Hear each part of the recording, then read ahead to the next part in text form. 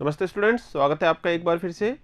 हम अपने पिछले लेसन में हमने जो हमारे लॉन्च व्हीकल्स हैं इसरो के द्वारा जो बनाए गए हैं, जैसे कि PSLV, GSLV, इनके बारे में हमने डिस्कस किया था। तो जो लॉन्च व्हीकल्स हैं, जो प्रक्षेपण यान है, उनकी जो शुरुआती जो सबसे प्रारंभिक जो चरण था उस समय पर ये साउंडिंग रॉकेट से शुरुआत हुई थी। भारत का जो हमारा कार्यक्रम है इसकी मुख्य रूप से, और ये जो साउंडिंग रॉकेट या परिज्ञापी जो रॉकेट होते हैं काफ़ी छोटे आकार के होते हैं, तुलनात्मक रूप से आप देखेंगे बहुत छोटे होते हैं। और इनका जो उद्देश्य होता है, एक तो यह है कि इन्होंने जो है ठोस ईंधन वाली जो हमारी रॉकेट प्रणाली है उसके विकास में तो थोड़ा सहयोग किया ही है, साथ के साथ साउंडिंग रॉकेट अभी तक भी भेजे जाते हैं, क्योंकि ये जो छोटे रॉकेट हैं इनके साथ जो मिनी सैटेलाइट्स एक प्रकार के होते हैं, इनके द्वारा जो है ऊपरी वायुमंडल में जानकारी प्राप्त की जाती है। तो वायुमंडल का जो ऊपरी भाग है उसके बारे में जानकारी प्रदान करते हैं, और वहाँ की जो मौसम संबंधी गतिविधियां हैं उनके बारे में जानकारी मुख्य रूप से प्रदान करते हैं। तो साउंडिंग रॉकेट जो होते हैं, परिज्ञापी रॉकेट या साउंडिंग रॉकेट जो है, इसमें से सबसे पहली बात तो ये जो साउंडिंग शब्द है, साउंडिंग, ये जो साउंडिंग शब्द है इसका अर्थ ध्वनि से नहीं है। इसका जो शब्द है जो जानने से है या पता लगाने से है, जानने से या पता लगाना से ये शब्द है। और ये जो साउंडिंग रॉकेट होते हैं इनका जो उद्देश्य होता है, साउंडिंग रॉकेट जो है काफी जो है ये कंपैरेटिवली छोटा आकार होता है, इनका छोटा है आकार, और इनका उद्देश्य होता है ऊपरी वायुमंडल के बारे में, उस ऊपरी वायुमंडल में जो मौसम संबंधी गतिविधियां हैं, ऊपरी वायुमंडल का अध्ययन करना है, ऊपरी वायुमंडल का अध्ययन और मौसम संबंधी जानकारी जो है प्रदान करते हैं।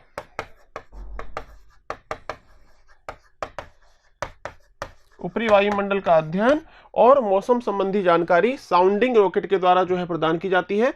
भारत का जो अंतरिक्ष कार्यक्रम प्रारंभ हुआ है उसमें सबसे पहले देखो 1963 में, 1963, और स्थान है हमारा, जो हमारा केंद्र है वो है टर्ल्स।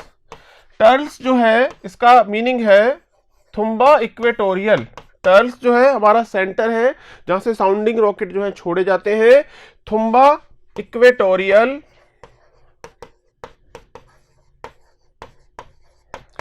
Rocket launching centre, rocket launching centre. तो ये जो टर्ल्स है, टर्ल्स, इस टर्ल्स पर से ये साउंडिंग रॉकेट छोड़े जाते हैं। और 1963 में प्रथम साउंडिंग रॉकेट छोड़ा गया, प्रथम साउंडिंग रॉकेट छोड़ा गया, और उसका नाम था नाइक अपाचे। उसका नाम क्या था? नाइक अपाचे। ये नाइक अपाचे जो छोड़ा गया, पहला भारत का प्रयोग था 1963 का। इसके बाद जो है भारत ने ये जो नाइक अपाचे है ये स्वदेशी नहीं था, बनवाया हुआ था। इसके उपरांत जो है भारत ने जो खुद के, हमारे इसरो ने खुद के स्वदेशी साउंडिंग रॉकेट बनाए, और उसकी पूरी की पूरी एक जो है सीरीज का विकास हुआ। तो भारत का पहला स्वदेशी साउंडिंग रॉकेट जो था, प्रथम स्वदेशी साउंडिंग रॉकेट,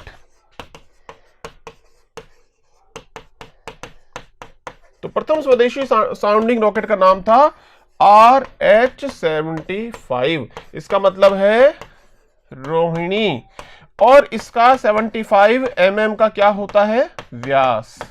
तो ये था पहला स्वदेशी जो साउंडिंग रॉकेट है, RH-75।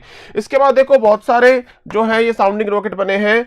RH-100 बन गया है, RH-200 बन गया है, और अभी जो है 2015 में सोवा साउंडिंग रॉकेट प्रक्षेपण हुआ था। 2015 में क्या किया गया था? सोवा साउंडिंग रॉकेट प्रक्षेपित किया गया था। तो साउंडिंग रॉकेट वाले जो ये प्रयोग हैं ये लगातार चलते रहते हैं, मौसम की जानकारी ऊपरी वायुमंडल में देते हैं, ऊपरी वायुमंडल का अध्ययन करते हैं। सोवा साउंडिंग रॉकेट छोड़ा गया था। यहां तक कि एक और साउंडिंग रॉकेट बना लिया गया, उसका नाम है ATV, एडवांस टेक्नोलॉजी व्हीकल। तो एडवांस टेक्नोलॉजी व्हीकल ये भी एक साउंडिंग रॉकेट ही है और ये विकसित रूप है, थोड़ा सा कंपैरेटिवली ज्यादा विकसित रूप है, उसे नाम दिया गया एटीवी, एडवांस टेक्नोलॉजी व्हीकल। तो यहां पर प्रश्न फिर ये हो गया कि साउंडिंग रॉकेट क्या होते हैं, परिज्ञापी रॉकेट क्या होते हैं, वायुमंडल की जानकारी देने वाले। पहला साउंडिंग रॉकेट 1963 में टर्ल्स से तुम्बा इक्वेटोरियल रॉकेट लॉन्चिंग सेंटर से छोड़ा। नाइक अपाचे उसका नाम था, स्वदेशी नहीं था। पहला स्वदेशी कौन सा है, RH-75 रोहिणी 75। फिर बहुत सारे जो है बनाए गए, रोहिणी 75, रोहिणी 100, रोहिणी 200, ये मिलीमीटर में व्यास है, इससे अधिक व्यास के साउंडिंग रॉकेट भी बनाए जा चुके हैं। मुख्यतः जो छोड़े जाते हैं, एक तो छोड़े जाते हैं तुम्बा से, और दूसरा जो स्थान है जहां से छोड़े जाने लगे हैं वो है बालासोर। तो तुम्बा और बालासोर, बालासोर जो है ये कहां पर है, ओडिशा में है। तुम्बा जो है ये कहां पर है, केरल में है, तिरुवनंतपुरम के पास केरल में है तुम्बा। यहां से जो है साउंडिंग रॉकेट छोड़े जा रहे हैं। तो स्टार्टिंग जो है तुम्बा वाले एरिया से ही हुई थी। तो ये पॉइंट हमको परिज्ञापी रॉकेट का, साउंडिंग रॉकेट का याद में रखना है। अब जो हमने देखा कि भारत का जो एक विकास कार्यक्रम है, जो सैटेलाइट लॉन्च व्हीकल्स हैं, जो हमारे रॉकेट हैं विभिन्न प्रकार के, उनका विकास कार्यक्रम, उसी में एक जो रॉकेट का जो विकास चल रहा है अभी, वो जो है प्रक्रिया में है, वो है रीयूजेबल लॉन्च व्हीकल। तो रीयूजेबल लॉन्च व्हीकल जो होता है ये क्या होगा, इसकी जरूरत क्या होगी, और इसका ये है कि 10 से 15 साल में विकास, इसका 10 से 15 वर्ष में विकास हो जाएगा। ये है क्या मामला, 10 से 15 साल में वैज्ञानिकों को उम्मीद है कि वो इसका पूर्ण विकास कर लेंगे। आखिर में ये रीयूजेबल लॉन्च व्हीकल है क्या। देखो, हमको ये मालूम है जब भी किसी उपग्रह को लॉन्च किया जाता है तो साथ में जो यान प्रयोग होता है, जो रॉकेट प्रयोग होता है, चाहे PSLV है या GSLV है, वो रॉकेट फिर उपग्रह लॉन्च करने के बाद उस दौरान वो नष्ट हो जाता है और दोबारा यूज में नहीं आ सकता। इससे क्या होती है, इससे लागत बढ़ जाती है काफी ज्यादा, क्योंकि हर बार एक नया रॉकेट बनाना पड़ता है। तो जब लागत बढ़ती है तो कहीं ना कहीं जो प्रक्षेपण की संख्या में भी गिरावट आती है, क्योंकि रॉकेट बनाने पड़ेंगे लगातार। तो ऐसे में जो है हमारे वैज्ञानिकों ने ये सोचा है, क्यों ना एक ऐसा रॉकेट बनाया जाए जो रीयूजेबल हो। रीयूजेबल कैसा हो कि अंतरिक्ष में उपग्रह को प्रक्षेपित जब कर दे, अंतरिक्ष में प्रक्षेपण के बाद क्या हो जाए, वापस धरती पे आ जाए। अंतरिक्ष में प्रक्षेपण के बाद यान पुनः धरती पर आ जाए।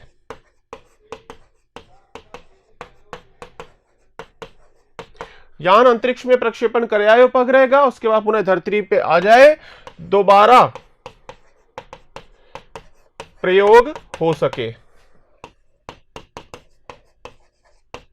तो ये उद्देश्य है कि जो भी ये यान बनाया जाएगा, इस यान में देखो, एक तो ये इसका जो पहला चरण है, इसको ये होता है प्रथम चरण, और एक इसका है ये दूसरा चरण, ये है सेकंड चरण। तो सेकंड चरण जो है, इस सेकंड चरण में बिल्कुल ये इस प्रकार से बनाया जाता है जिसको बोलते हैं स्पेस क्राफ्ट जो होता है। तो बिल्कुल इसमें वायुयान के जैसे जो है इसके पंख जो है, विंग्स होंगे। एक बार ऊपर जाएगा, सैटेलाइट को लॉन्च करेगा और वापस जो है धरती पर आ जाएगा। और जिस प्रकार से वायुयान एक हवाई पट्टी पर उतरता है, उस प्रकार से ये भी हवाई पट्टी पर उतर जाएगा। तो अंतरिक्ष में प्रक्षेपण के बाद ये यान पूरे धरती पर आ जाए ताकि दोबारा प्रयोग जो है हो सके। और इसका भी क्या है, इसको बोलते हैं RLV जो है TD क्या है, टेक्निकल डेमोन्स्ट्रेशन। ये हो चुका है, क्या हो चुका है, टेक्निकल डेमोन्स्ट्रेशन। इसका मीनिंग क्या है, RLV तो क्या होगा, हो गया reusable launch vehicle. Technical demonstration में क्या हुआ था, इसका टेक्निकल डेमोन्स्ट्रेशन इस प्रकार से हुआ था कि 2016 में जो है इसे छोड़ा गया था और हाइपरसोनिक स्पीड प्राप्त की गई थी। हाइपरसोनिक गति प्राप्त हुई। देखो, हाइपरसोनिक गति क्या होती है, ध्वनि का जो वेग होता है, ध्वनि के वेग से, यदि मान लो कोई यान है, उसका वेग ध्वनि के वेग के बराबर है, तो उसको कहते हैं 1 मैक की गति।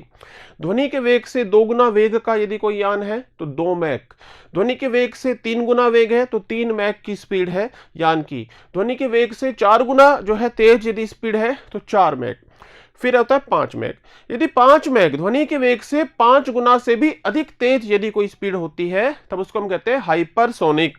तो यहां पर क्या हुआ था, हाइपरसोनिक गति प्राप्त हुई थी। इसका मतलब यह है 5 गुना से अधिक ध्वनि का वेग के मुकाबले, 5 गुना से अधिक किसके मुकाबले, ध्वनि वेग के मुकाबले।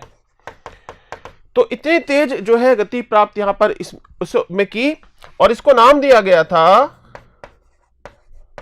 Hypersonic experiment. हाइपरसोनिक एक्सपेरिमेंट, और इसलिए बोला गया HEX। HEX का मतलब क्या हो गया, हाइपरसोनिक एक्सपेरिमेंट। तो देखो यहां पर एक बार एक इमेज देखते हैं हम। ये जो इमेज है आप यहां पे देखोगे, यहां पर ऊपर देखो, इसकी हेडिंग है मिशन प्रोफाइल, और यहां लिखा है RLV-TD HEX-1। इसका मतलब क्या हो गया, RLV रीयूजेबल लॉन्च व्हीकल, और TD का मतलब क्या हो गया, टेक्निकल डेमोन्स्ट्रेशन, प्रयोगात्मक प्रदर्शन, जो तकनीकी प्रदर्शन। और जो है यहां लिखा है HEX-01। HEX-1 का मतलब क्या हो गया, हाइपरसोनिक एक्सपेरिमेंट। हाइपरसोनिक एक्सपेरिमेंट, और कब हुआ था, 2016 में। देखो यहां पे क्या किया है, यहां पर यह वाली प्रथम स्थिति है, यहां से किया जा रहा है लॉन्च। प्रयोग हो रहे हैं, हमने कहा 10-15 साल लगेंगे। अभी तो केवल ये एक्सपेरिमेंट हुआ, कितनी स्पीड हमने प्राप्त कर ली। फिर बाकी और एक्सपेरिमेंट साथ के साथ होंगे कि बाहर का कवच जो होगा या बाहर की जो शील्ड होगी इस यान की कैसी होगी, जिससे अंदर के यात्री सुरक्षित रहे, यदि इसके अंदर यात्री भी जाए, पर्यटक भी जा सके बाद में। तो देखो यहां से लॉन्च हुआ, लॉन्चिंग के बाद जो वायुमंडल के ऊपरी भाग में पहुंचा, और ऊपरी भाग में पहुंचने के बाद यहां पर से जो है पहला चरण जो है अलग हो गया। ये दूसरा चरण है। दूसरे चरण ने एक वायुयान के समान ऊपर जो है गति करी है, और अपना जो वायुयान के समान गति करने के पश्चात वो फिर जो है वापस धरती की तरफ आया है। और यहां पर तो इसको जो है 2016 में तो कहां पर उतार लिया गया था, समुद्र में जो है ये उतर गया था, और पैराशूट्स की सहायता यहां पे ले ली गई थी, समुद्र में उतार लिया गया था। भविष्य में क्या होगा, 2016 में तो समुद्र पे उतार लिया, अच्छा होगा क्या कि ये ऊपर जाएगा, अपने सैटेलाइट लॉन्च का काम करना तो वो कर लेगा, वापस आ जाएगा। या फिर दूसरा क्या है, अंतरिक्ष पर्यटन का काम भी करवा लेगा, अंतरिक्ष पर्यटन, क्योंकि इसके साथ क्या जाएंगे, व्यक्ति जाएंगे और अंतरिक्ष का पर्यटन होके वापस से नीचे आ जाएंगे। और यहां पर क्या भी हो सकता है, हमारा उपग्रह लॉन्च, वो भी काम होगा।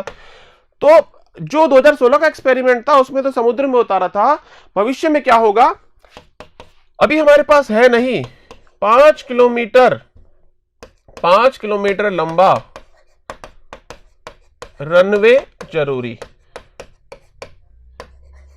नीचे उतरने हेतु। तो नीचे उतरने के लिए, इसको नीचे उतारना है तो 5 किलोमीटर लंबा क्या होना चाहिए, रनवे। अभी हमारे जो रनवे होते हैं ना, तो भारत का मैक्सिमम जो सबसे जो लंबा रनवे है 2 किलोमीटर की लंबाई तक है। तो 5 किलोमीटर लंबा रनवे भी बनाना होगा। तो फिर ये एक्सपेरिमेंट जो है इसके विभिन्न चरणों में निश्चित रूप से होने वाला है, एकदम से नहीं होगा। तो यहां पर ये पॉइंट हमको याद रखना है कि RLV-TD क्या है, reusable launch vehicle, technical demonstration, और अंतरिक्ष पर्यटन के काम आएगा, उपग्रह लॉन्च के काम आएगा। और यहां पर एक खास बात होने वाली है, प्रक्षेपण की लागत में क्या हो जाएगी, कमी। क्या हो जाएगा, प्रक्षेपण लागत में क्या आएगी, कमी आएगी। आपको मालूम है ना, क्योंकि जब हम रीयूज करेंगे, जब रीयूज कोई भी चीज होगी तो लागत में कमी आएगी कि नहीं आएगी, क्योंकि इसका जो पूरा लंबाई है इसमें से कुछ भाग जो है अगली बार फिर से यूज आएगा ही आएगा। तो प्रक्षेपण लागत में कमी होगी। और हमारा जो है भविष्य में जो मनुष्य के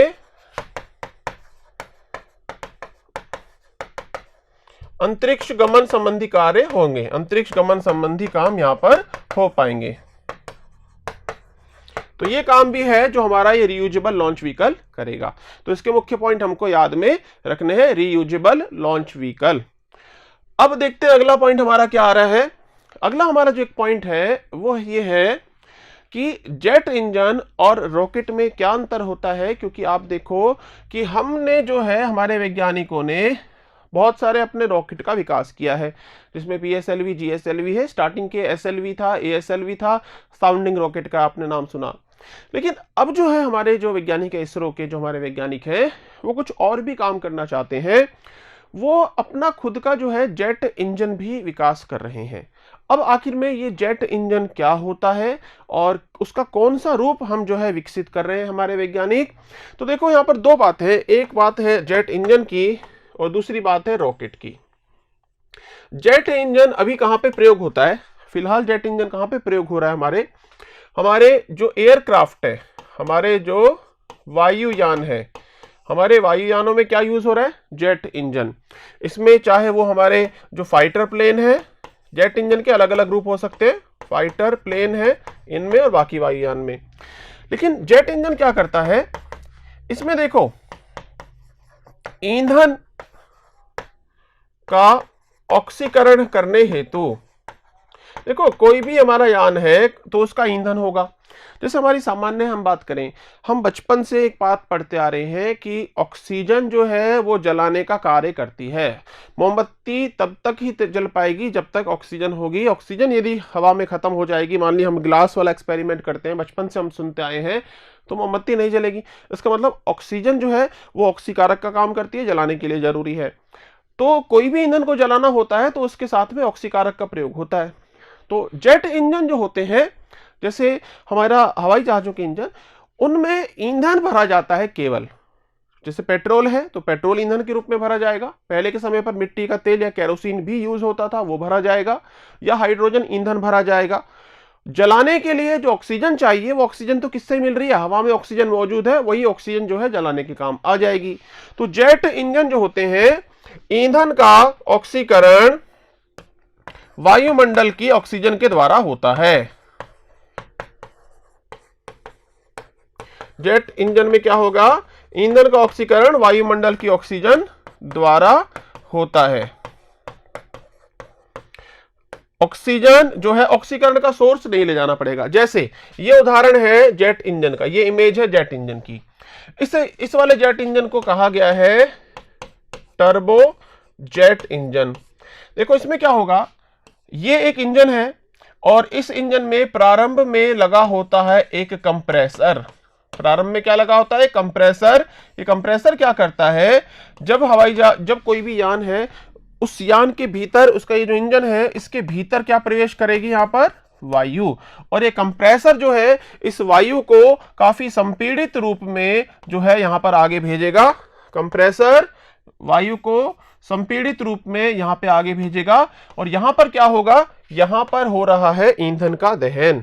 इधर क्या होगा, ईंधन का दहन।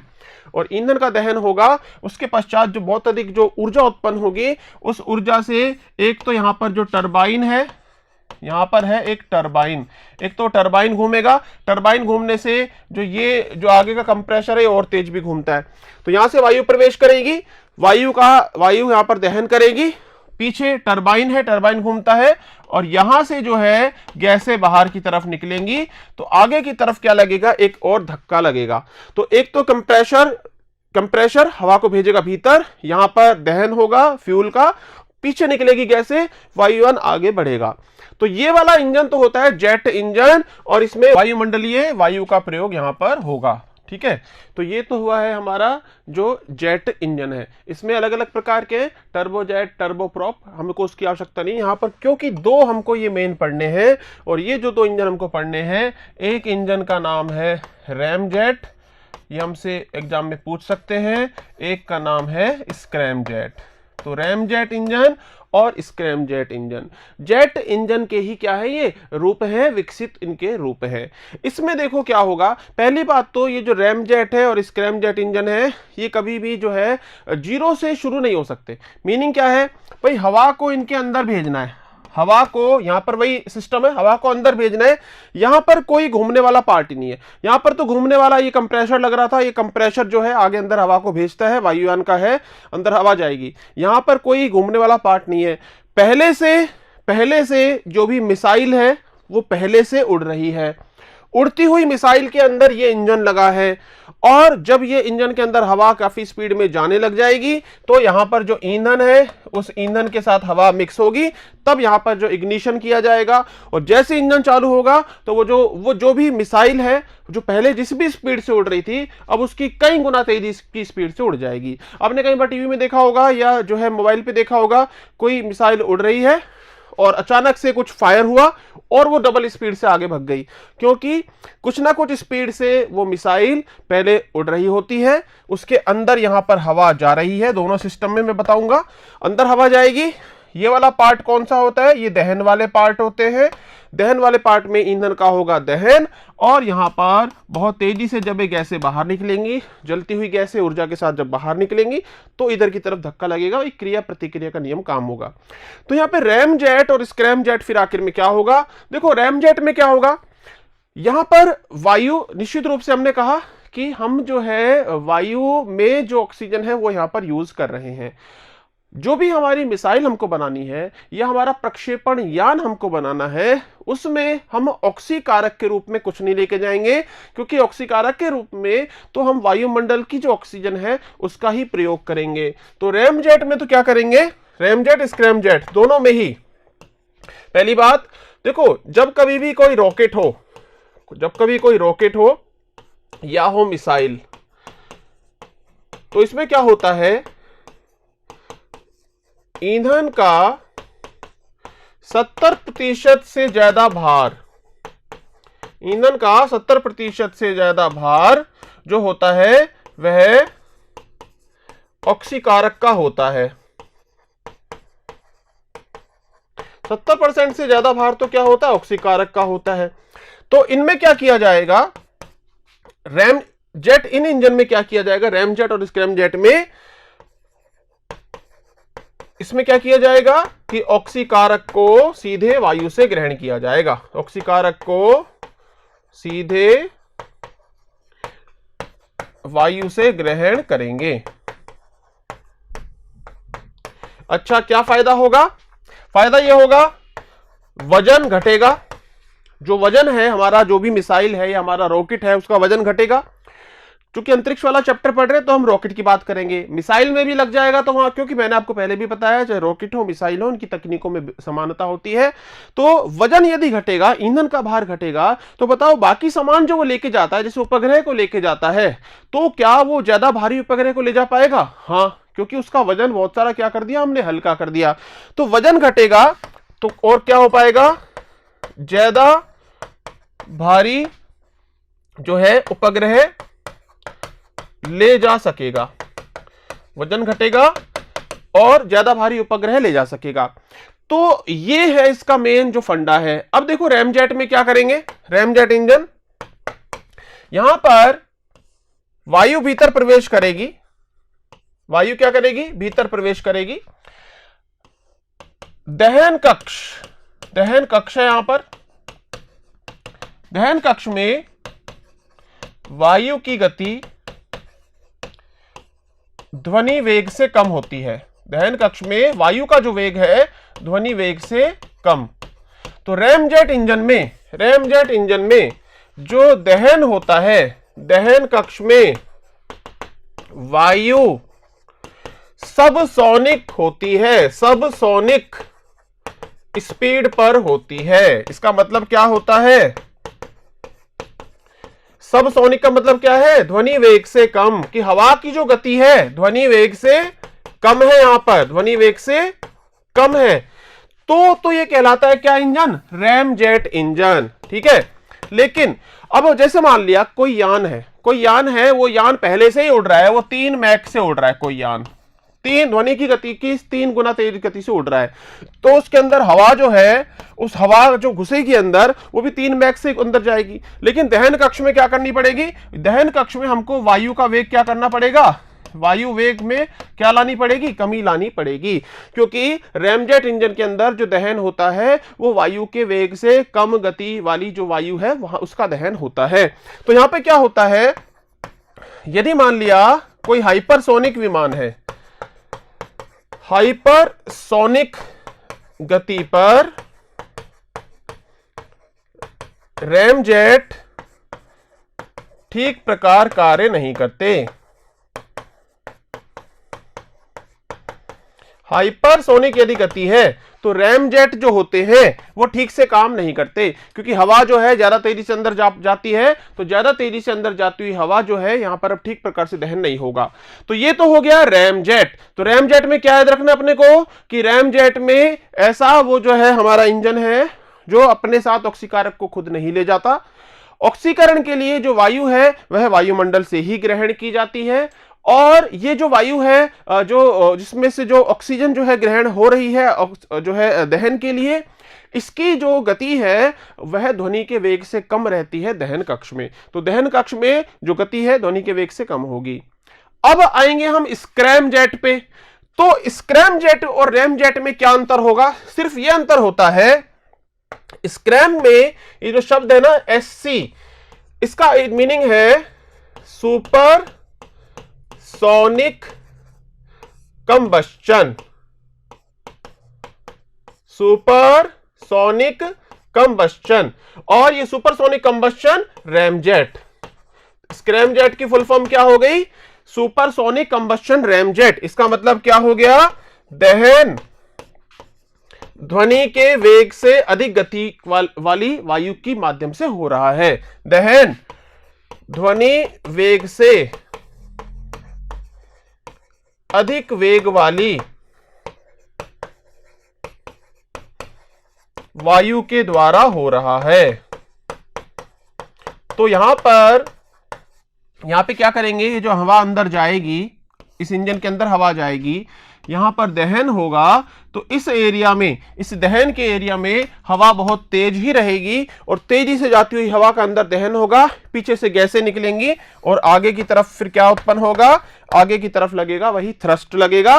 तो ये एक मेन अंतर है स्क्रैमजेट का और रैमजेट का। स्क्रैमजेट में ध्वनि के वेग से कम रहती है गति, रैमजेट में ध्वनि के वेग से कम वेग पर दहन होता है, जबकि स्क्रैमजेट में ध्वनि के वेग से अधिक वेग पर दहन होता है। अब यहां पे प्रश्न है, हमारे इसरो ने स्क्रैमजेट के बारे में क्या किया है।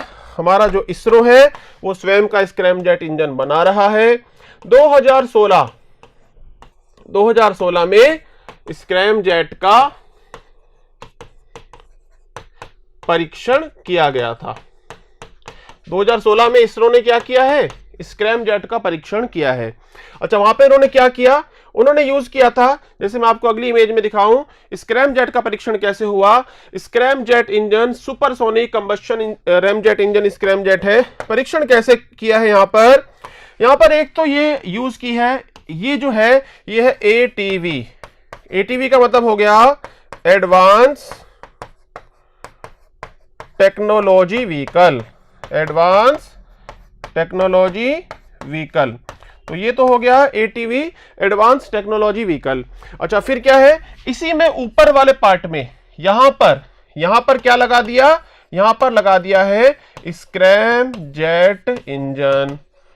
होगा क्या, जब ये काफी तेजी से जब गति करेगी, ये गति करवाएगा बहुत तेजी से, और जब बहुत तेज गति मिल जाएगी उस समय पर स्क्रैमजेट इंजन को क्या किया जाएगा, स्टार्ट किया जाएगा। तो ये जो इनका परीक्षण था इसरो का, 2016 में परीक्षण हुआ, और केवल 5 सेकंड के लिए स्क्रैमजेट इंजन स्टार्ट किया गया।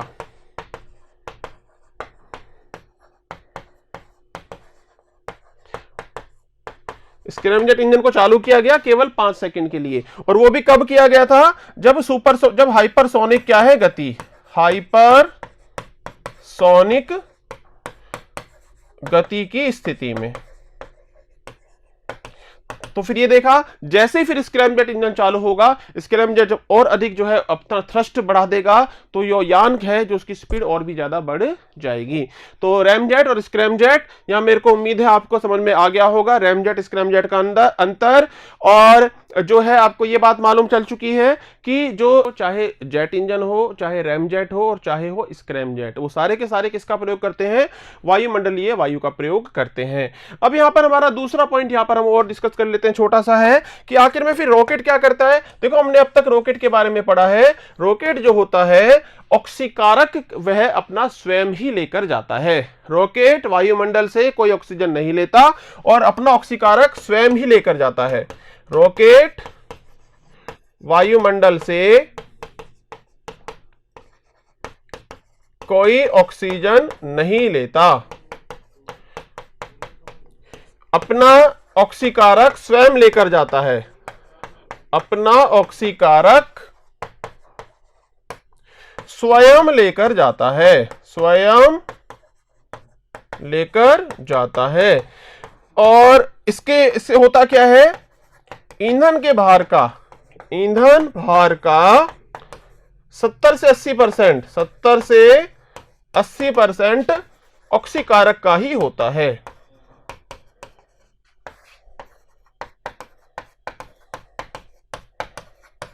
तो ईंधन के भार का 70 से 80% जो हिस्सा है वो स्वयं किसका ही होता है? स्वयं ऑक्सीकारक का हिस्सा होता है। लेकिन रॉकेट जो है अपना ऑक्सीकारक खुद ही लेके जाएगा, वायुमंडल से नहीं लेगा। यही अंतर होता है जेट में और रॉकेट में। जेट इंजन चाहे कोई सा भी हो, वो अपनी ऑक्सीजन को किससे ग्रहण करता है? कोई सा भी जेट इंजन हो, अपने ऑक्सीजन को वायुमंडल से ही वो ग्रहण करेगा। तो ये पॉइंट जो हमको याद में रखना है। तो हमने भारत के जो विभिन्न प्रकार के जो हमारे यान हैं, प्रक्षेपण यान, उनके बारे में हमने डिस्कस किया। तो मिलते हैं नेक्स्ट लेक्चर में, हम फिर भारत के जो विभिन्न उपग्रह हैं उनके बारे में डिस्कस करेंगे।